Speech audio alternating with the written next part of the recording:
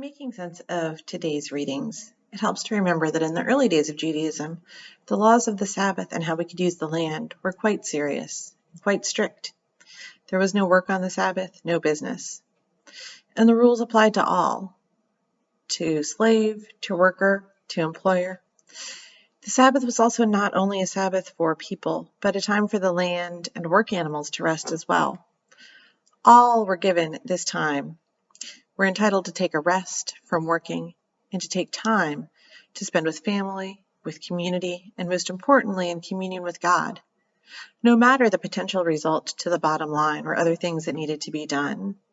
This relationship with God was to take priority. The rules surrounding what we could and could not do with the land went beyond our enforced break on the Sabbath. The Lord also prescribed Jubilee years when slaves were freed, debts were forgiven, land reverted back to its original owners, and fields were to lie fallow.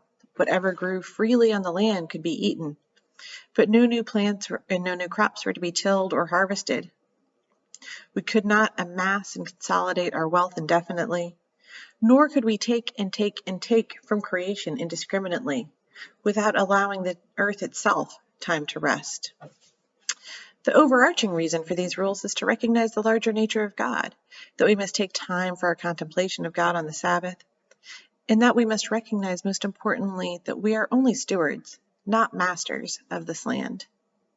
The earth is the Lord's and the fullness thereof, as we are told in Psalm 24.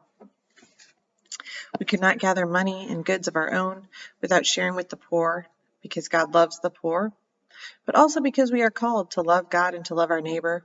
And above all, because the gains of the earth, the gains that we might amass, are not ours.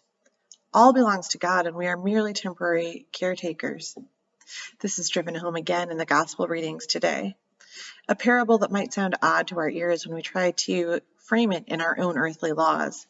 How could the manager be rewarded for sharing his master's wealth, for spreading it to others? But when we remember that this is instead a reflection on our relationship with God, our master, it makes more sense. Of course, we're to be sharing with others. Of course, we are to be thinking through how to share the wealth that is not ours to begin with. Now today, when we think about these stories, we see an even greater wisdom in these laws, because we know that constantly using up the land without thought to anything other than amassing our own wealth is the cause of so many of our problems. We're constantly producing, constantly using, constantly taking, constantly consuming. And our consumption has led to many of the problems we see today. Part of this is growing inequality, allowing some of us to grow our own wealth while others are struggling to put food on the table. But we also see it in the current environmental and climate crisis. July of 2019 was the hottest month on record in human history. Just this past week, in the Arctic Circle, for the first time ever, temperatures climbed above 94 degrees Fahrenheit. And there are forest fires now in the tundra and in the Amazon rainforest. We are destroying our planet, destroying creation, harming first and foremost the poor and vulnerable, and doing so because we refuse to take a step back, refuse to take a rest, refuse to take a break from our own economy. Any discussion of how we can combat this crisis turns instead to immediately how much it would cost. Would it harm our economic growth? What will we have to give up, rather than looking first and foremost on what needs to be done? For those of us who believe in climate, rarely is there a recognition that perhaps this is the wrong way round. Even for us who feel this strongly, we still do not recognize that we must engage in a profound act of ecological conversion. We must recognize and feel within our heart and within our bones that we are stewards of creation, that we must share what we have, and that there is more to life than to the economic bottom line. It helps us to see our situation more clearly, to recognize that the obsession with consumption Pope Francis calls out in Laudato Si is not necessarily something new. It is what prophets have been criticizing for thousands of years. It's what Amos is speaking about in today's readings. The people in his time see the Sabbath as a burden, rather than as a time for rest and for being with God, as only an inconvenience that stands in the way of working and of exploiting their employees, of buying and selling, of commerce and business. The other laws of the land, such as requiring that what falls in the field to be left for widows and orphans, are in their way as well, as the people Amos is haranguing, so that they will even sell the refuse of the wheat, using up every last thing on their land. Amos could easily be speaking to us today. How many of us go through Lent complaining to ourselves about why we even fast anymore, or look at the Sunday obligation merely as one to be ticked off?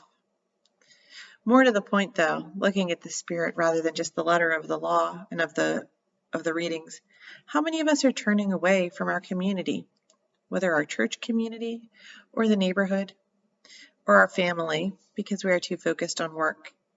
How many of us expect others to do the same? The modern prophets may say to us, "Woe to you who have called a coworker after hours or while they are on vacation."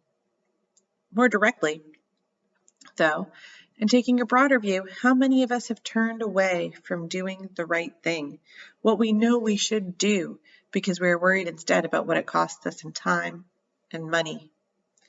Turn away from paying people a living wage, turn away from sharing our wealth, and turn away from doing what we must do for creation.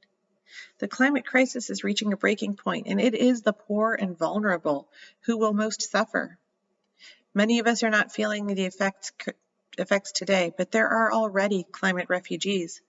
While we fret about whether the church can really afford solar panels or whether our government should fund renewable energy, there are others who are worried about seeing their very nation and their very culture disappear.